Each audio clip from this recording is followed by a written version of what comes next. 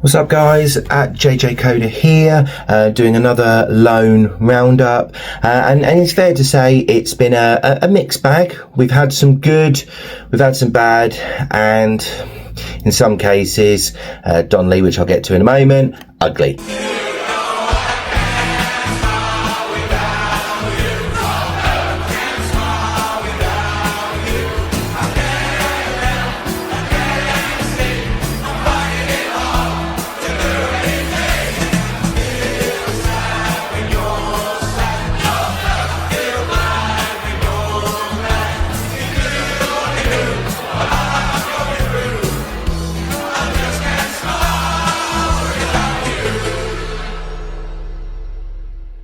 But let's start off with the first one being Alfie Devine.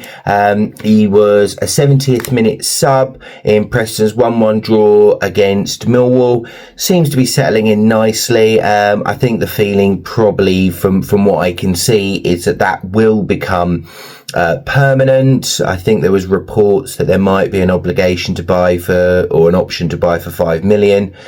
I think that's a fair reflection for him. I just don't see where he will come back into the Spurs squad, and flourish. So I think if there is an opportunity for Spurs to get 5 million quid, I think that's a good bit of business.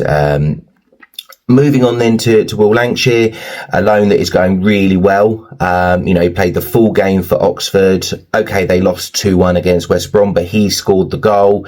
5 goals so far for them. I think the target is to get into at least double figures. We're not even halfway through the season. So I think that is a real positive step. And I think there's a lot of feeling within the club that he will come back as third choice. Obviously, who is first and second, that will be something that they will need to look at. But I think he's got a real shout with regards to it. We then move on to George Abbott.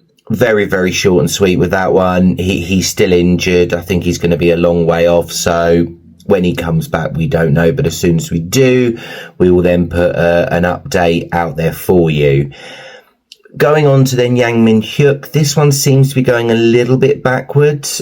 He came on as an 83rd minute sub in their 3-2 loss to Hull, and that's a bit of a shame because he had a real purple patch under them, and it seems to be going a bit backwards. And obviously that could be a bit of a concern because when he was on loan at QPR last year, we saw similar to that, where he'd have a purple patch and then he'd just drop off. So it's something that I think maybe they have a concern about, and I think Spurs in turn will probably have a concern about with regards to that. So hopefully he can recapture form and get back to where he was. We'll just have to wait and see on that one. Moving on then to Ashley Phillips, again, doing really, really well. He is a mainstay, played the full game. Unfortunately, they lost 1-0 to Coventry, but Coventry are flying, top of the championship, playing fantastic football under Frank Lampard. But I think, to be fair, they're still third, and I think they're in a real shot of going up, which will then, I think, give options for Stoke, but also for Spurs, because I think there will be a lot of talk about will they keep him, will they sell him. Obviously, they've got plenty of centre-backs sort of loitering around, so it's going to be a case of where will Ashley Phillips fit within that. So I think, that one is progressing nicely, and whether it be they keep him or sell him, I think, Spurs will be happy with how that one is going.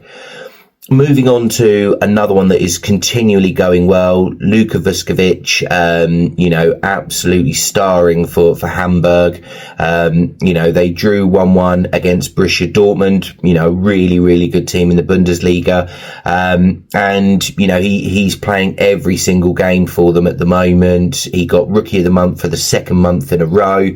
I think there's going to be a lot of interest in him, but I think from what I can sort of understand is that he will come back and he will be competing for first team place with Romero, with Van der Ven. The skill and the quality that he's got I think we will see him, competing there, and that hopefully he will become a mainstay future player for the club. A fantastic bit of business, and one that will, pay dividends, particularly for next season. Then moving on to the ugly part, and these are two loans that had high hopes for, but are just turning into a nightmare now. And I think from what I've understood from the club, the feeling is that both of these will be rehomed, if you like, come January, because it's just not working. You've got Jamie Donnelly at Stoke, Mana Solomon at Villarreal. Obviously, Jamie Donnelly, I think they still have hopes for him in the future, but that's a shame. He did so well at Leyton Orient, gone to Stoke, and just not even been given a chance, with regards to it, which is such a shame. And I don't understand the one with Solomon. In the Copa del Rey, he got 3 assists, and then he hasn't been in the squad since. I think he was on the bench for the game before, and then he wasn't even in the squad. So I don't know what's going on there. That will be one that needs to be looked at. And actually, I can fit another one within that as well, which is Damola Ajayi. Again, that's a baffling one because he had a fantastic pre-season. Obviously was getting minutes in Doncaster, and now he isn't even getting in the squad. And I think those three potentially will be ones that will be looked at. I'll summarise them in a moment, but 3 of them not in the squad, a real worry. I'm going to no longer be doing any roundups for Mason Melia, purely because the season's finished for St Patrick's Athletic, so he will join up with Spurs in January, and then obviously the next steps will go from there. Then moving on to Tyrese Hall. That one is going really, really well. He played the full game, scored their second goal in their 2-1 win against Cheltenham, really settling in, doing well. And I think the feeling at the club is that they will look at the same progression for him as they have done for the likes of George Abbott and what they were hoping for with Jamie Donnelly. Just build him up, and then take it from there. But absolutely flying, for them, scoring lots of goals, and they're third at the moment in League Two. So if they go up, I wouldn't be surprised if he stays there, and has another year at Notts County, but we'll have to wait and see with that one. One that has really turned around, is Mikey Moore. Obviously I think had a real difficult situation. Rangers were a mess, as we saw under Russell Martin. Under Danny Roll, who I think is a really, really good manager, they seem to have settled down. They seem to be finding, where they're at, what they need to be looking at. And I feel like that will be, a real progression because he's really maturing. He's putting in star performances. He played 66 minutes for them in their 3-0 win against Dundee, and he scored. And, that will be one. I wouldn't genuinely be surprised if he's there for another year. Whether Spurs pull him, back at the end of the season, I don't know. I feel like that one, they might just say, well, actually, you're doing really well. Let's keep it going.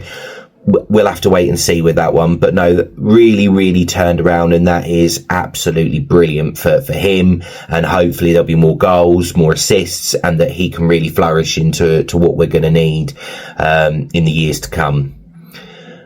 Briefly, Alfie Dorrington, not in the squad again for Aberdeen, but I'll summarise that in a moment.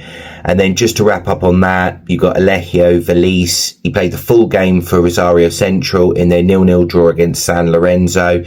They are top of the league, so I think obviously the hope will be that there can be a deal done where he can go back there permanently, maybe on similar money. We'll have to wait and see on that one. I don't see a future back at Spurs. And when you look at what is around in terms of other players, I'd be very, very surprised if he has a future back. But we will have to see. But in terms of thinking forward for January, I think most of them will stay where they are. I think a lot of them are doing really well. We're seeing a lot of development. Obviously, it will then be a case of seeing The only things that might change is if someone puts a bid in, wants to make it permanent, who knows? But I think most of them will stay where they are. I think the ones that, if I were to say that will be looked at further, Jamie Donnelly, Manor Solomon, Demola Ajay, Alfie Dorrington, and then possibly Mason Melia. Obviously with Mason Melia, that's a tricky one because obviously he'll have just come in. Will they then view it as that actually they want to keep him, get him some minutes under the under 21s, get him used to the setup and things like that? Or will they just say, actually, we want you straight out there, going out there, doing what you've been doing, banging in the goals so that then we can put you straight, or, we can get you further in from there. I've had a conversation with a few people, and the feeling is sort of split. My feeling is that he should go back out on loan somewhere else. Others think he should, stay with us and then maybe go out on loan in the summer, but we'll have to wait and see with it. In terms of Donnelly, Solomon, Ajay and Dorrington, all need loans elsewhere. They are not working now. They're not even getting in the squads. And in some cases, I just don't get it. I really don't. Donnelly, really, really good at Leyton Orient, isn't being given a chance. Solomon does show when he comes on what he can do. Ajay, I think, obviously is young, needs more time. And Dorrington won a trophy with Aberdeen. So it really does feel like those four, I think, keep an eye out unless something dramatically changes. I don't see it. But we will have to wait and see with regards to that. But, let us know what you think. Do you think that there could be more that could change? But also in the comments, have a think about who else could go out on loan. Obviously, you've got Kota Takai coming back from injury. Could he then get a loan? Dragusin, could he even get a loan? If we're looking at it from that perspective, there are different people out there in the current squad that you wonder, will they get a loan from there? But yeah, let us know what you think. There won't be another one of these next week, but there will be an international roundup. So, stay tuned for that. But give us a follow, give us a like, let us know what you think. And as always, come on, you Spurs.